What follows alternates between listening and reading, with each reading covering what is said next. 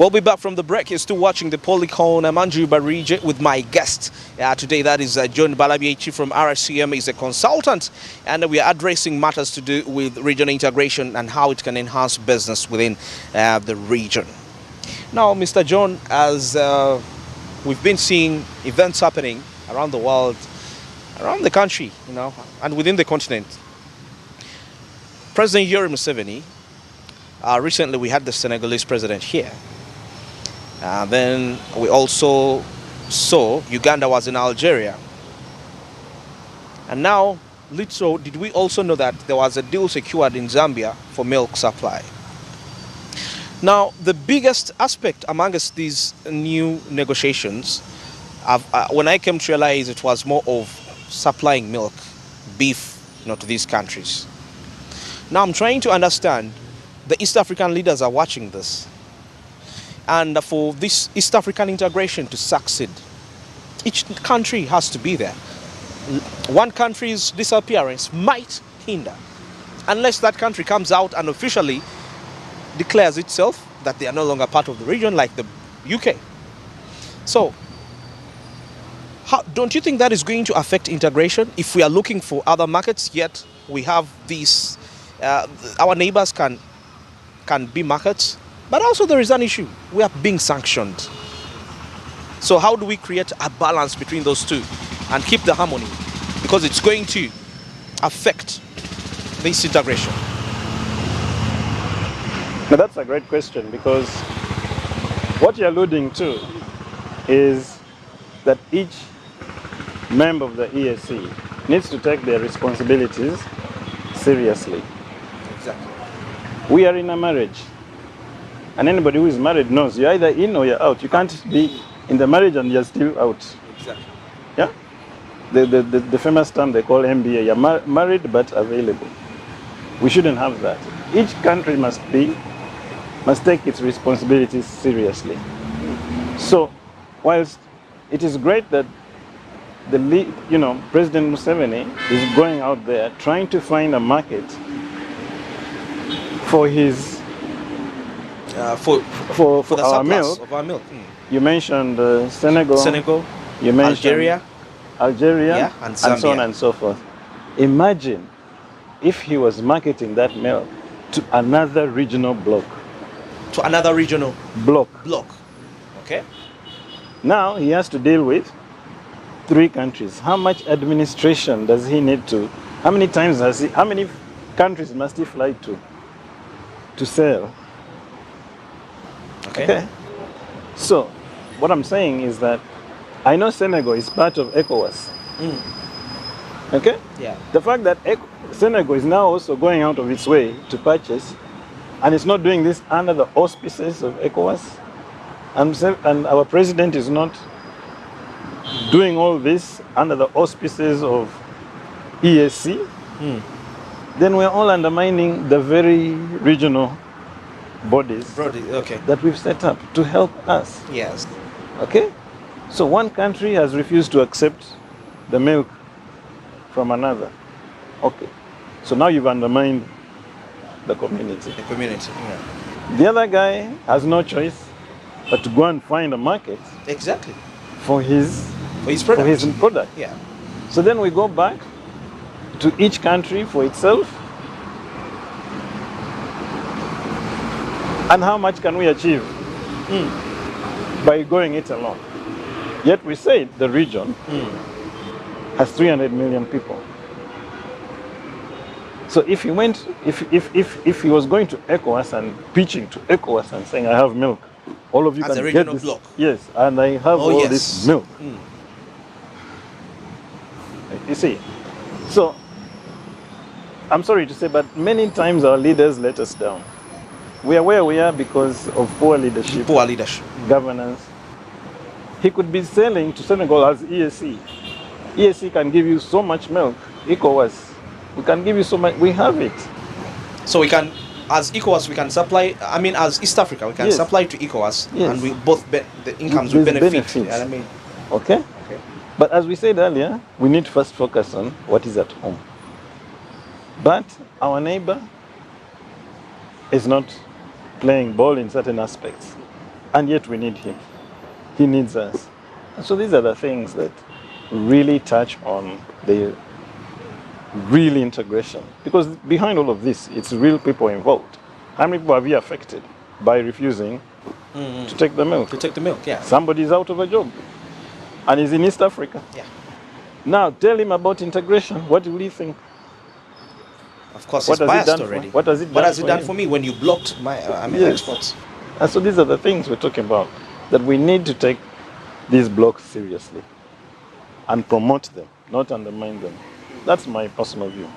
Okay. And maybe something, some of these blockages for our products has been attributed to quality. Quality has been attributed to quality.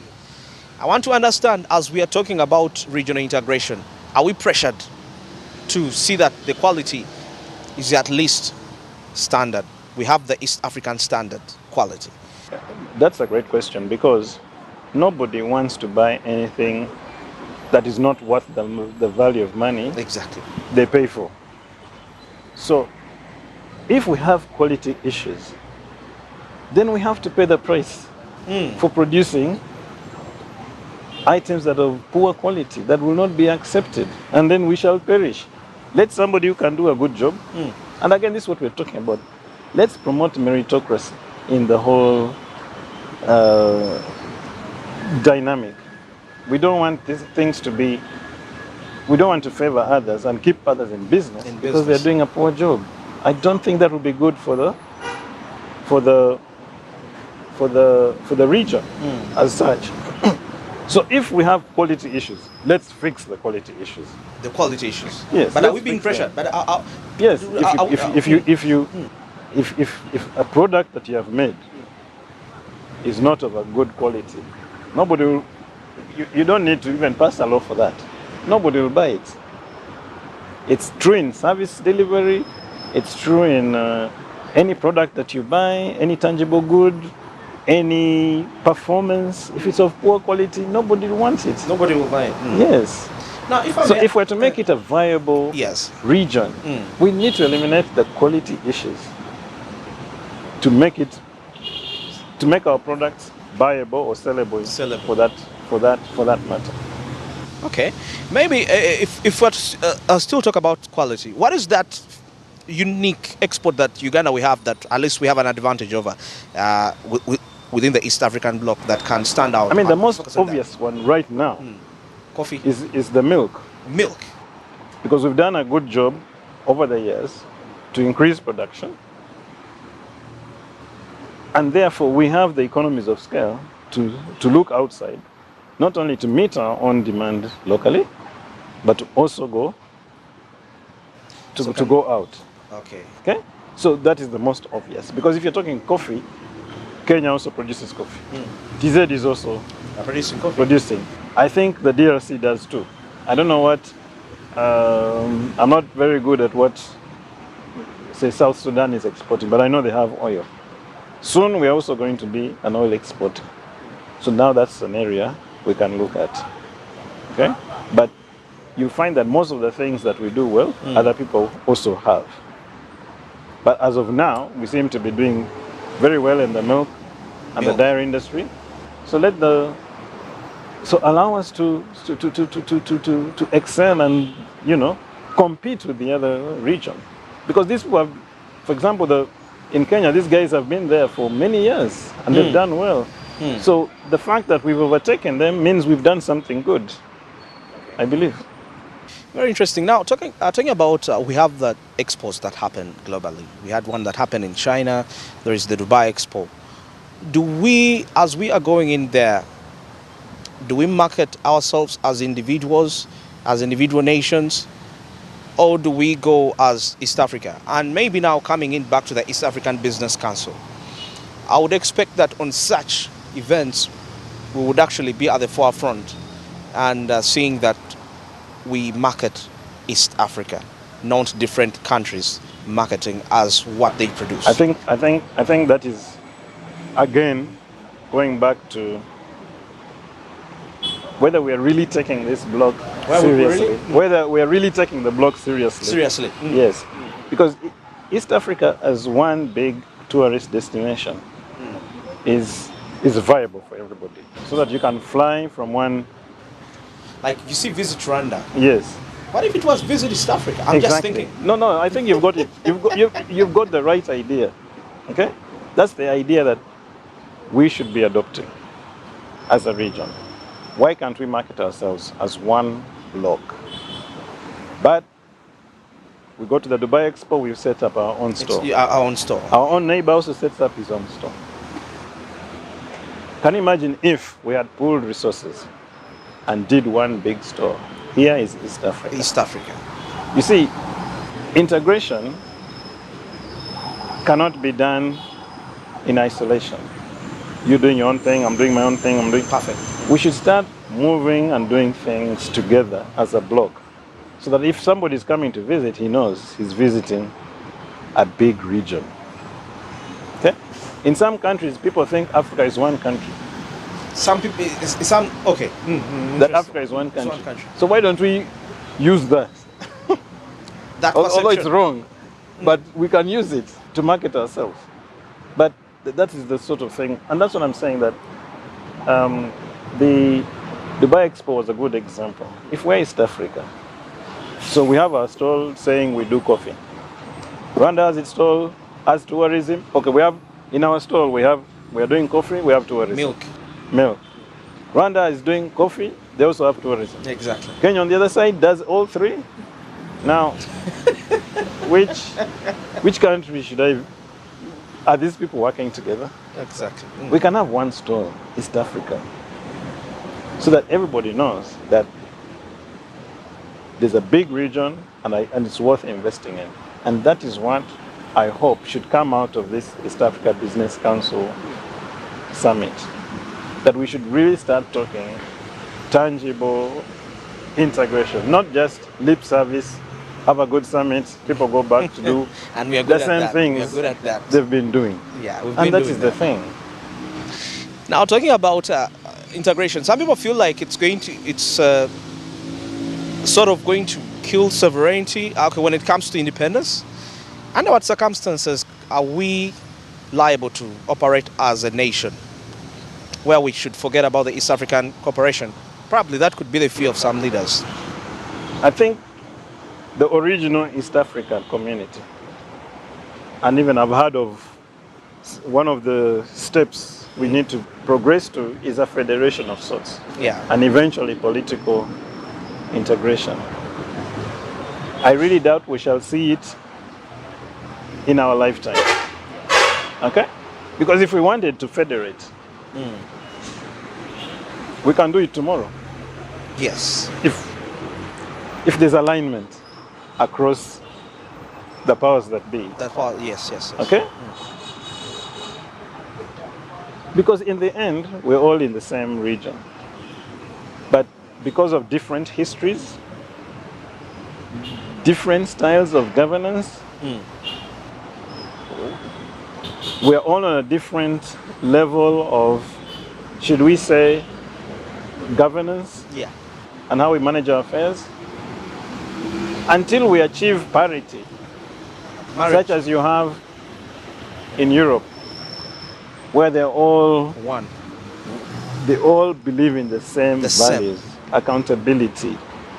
You know, politics not an end in itself. We're here to serve. This is our purpose. Then we shall make it. But right now, just crossing from one border to another requires paperwork. And yet the dream of integration has to come from the people that live in it, not from the leader. The leaders can steer us there, but they need to do things that take us there.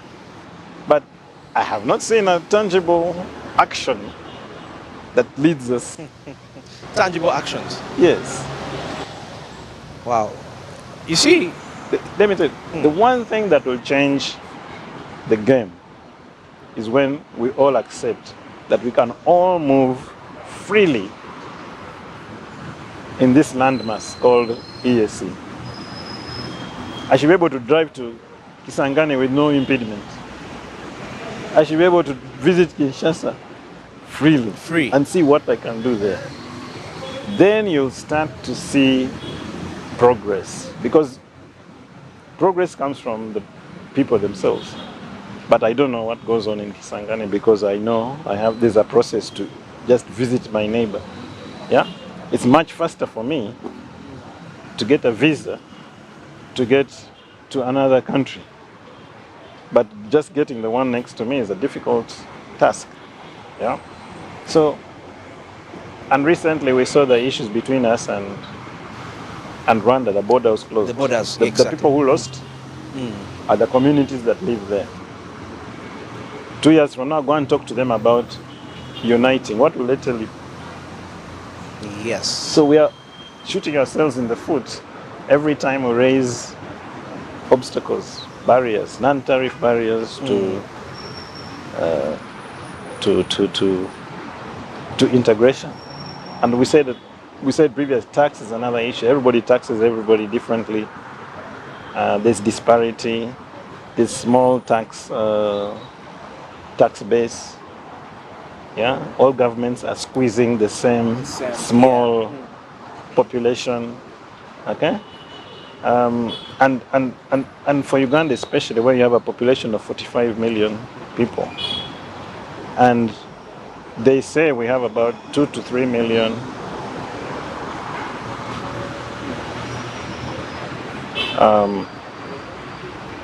entities or persons registered. 2.3 million. About 2 to 3 million 2 to 3. registered with the Uganda Revenue Authority, but 1 million active, which means there's 1 million people carrying the burden of a country. What about the 45? Even if we were to split that and say, okay, half of them are children, so fine, they shouldn't pay. Okay? So 22 million should not pay. What about the other 22? What are they doing? Where are they? How come we can't reach them? What are they doing? Okay? So all of these things with different levels in different countries is difficult to help us achieve, because we're dealing with a small resource base, and all these things we're talking about need money, need resources, but we can't tax enough. Okay. Now, we talking about, there is something we discussed on the matter of colonialism and its long-term effect to the integration of Africa. And you mentioned something, that one of the ways we can overcome this is to see ourselves as brothers, as one. You know, let's trust one another. Now, there is the Swahili move. Of what impact do you think it's going to be to the integration? I was reading somewhere that for a language to take root, it has to become the language of commerce. Of? Commerce. Commerce. Commerce of Commerce. business. Business. Yeah. Yeah? Meaning that if you went to Nakasero market, that lady must sell you those potatoes in Kiswahili. Kiswahili. We can teach this language as much as we want. Like French. I studied French at school. I really don't know what it has done for me, apart from bonjour. That I understand. But the rest. So unless we take steps that make it a language that is spoken. For starters, if you look at the other East African countries, particularly Tanzania, which is, I would say, the best. Tanzania. Yeah, they say it's actually complicated. It's not complicated, it's just that they just speak it. The best, okay, yes. Okay? Now, we can teach it in schools, but until I use it at a petrol pump, I need 2 liters, it's not going to take root. Okay. Okay? Until our political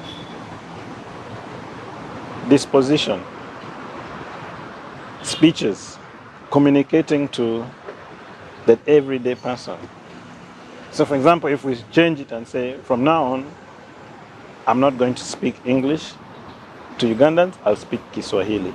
Tomorrow we shall all make sure we learn the language, and slowly by slowly, it starts to take root. But it can't be taught in the textbook. It can be taught in class. But to get it onto the streets, it takes other measures to do so. And how can But having said that, the good thing about East Africa, there's a large population that can speak the language. Yeah? Now, how do you spread the language? Let the Swahili people move. Let the Swahili people move. Let them move. Again, that's what I'm talking about. Let us mingle with each other. So that a guy from Zanzibar land in Kampala, he can't speak Luganda. The only other language the closest he can communicate is Kiswahili. So that the person he deals with actually practices speaking Kiswahili to communicate with each other. And that's what we are saying, that you can do all you want, but unless people interact, you're not going to achieve a lot. I mean, people are studying Kiswahili, or they will soon study. Exactly. When will they do it? Is it going to be a classroom language to study and pass? And pass, if you're not going to use it day to day. Okay? Okay. Now, let's talk trade, for example. The big entities of East Africa, do they talk to each other in Kiswahili? Okay. Okay? Mm-hmm. So, we can bring the language, but if you talk to the guy in Uganda breweries or any other big company, is Kiswahili going to be the language? I think to me, the language is more of a political good thing to have, but I don't think it can impede trade per se.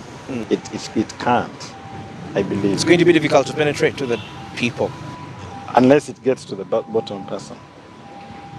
And I imagine how... Or we can just accept that English is the most widely spoken language and adopt it. And we get to that reality. Yeah, we can't pretend. We have former Africans in Jamaica, they accepted. They can't speak African, but they have their own English version. Exactly. Move with it and continue. Unless we do that, I don't know how we're going to do it. And the funny thing is that it's Kenya, TZ, Zanzibar, Tanzania. I mean, Zanzibar is part of Tanzania. And Congo. Maybe South Sudan speak the language. Okay? That's fine. At the grassroots level. If we want it to happen in Uganda, I don't know how it will move from the classroom to the street, unless you allow the actual Swahili, the interaction, the mixing to happen. Because then you have to be forced to communicate to your brother in Kiswahili. Otherwise, me communicating to you could be a local language. And that's what we're saying. Very interesting. Yeah.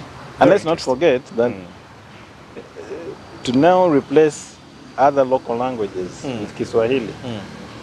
Can you imagine? It's another headache now in Uganda. Exactly. We already have traditional institutions whose job is to promote their language and culture. Definitely. So there's so many things that, to me, I would say, forget about it. Let's agree. And just focus on integration, but leave aside the language. Adopt English. It's history, we can't deny. They came, we studied in English. All our thoughts are in English. In English, If you are calculating anything, it's in English. It's in English, Science is in English. To start to come up with a Kiswahili word for an atom. You know? Well, you're watching the POLICON, and of course, time. Time is not really on our side, but of course, I've been with Mr. John Walabyechi, and of course discussing matters to do with integration of East Africa, and how is it going to really be effective to enhancing business within the different countries. And of course, that is it we had for you today. Have yourselves a wonderful time, and of course, like I always say, keep your priorities right, and definitely you will be unstoppable when it comes to whatever aspirations that you are going for. Till next time, have yourselves a very wonderful time.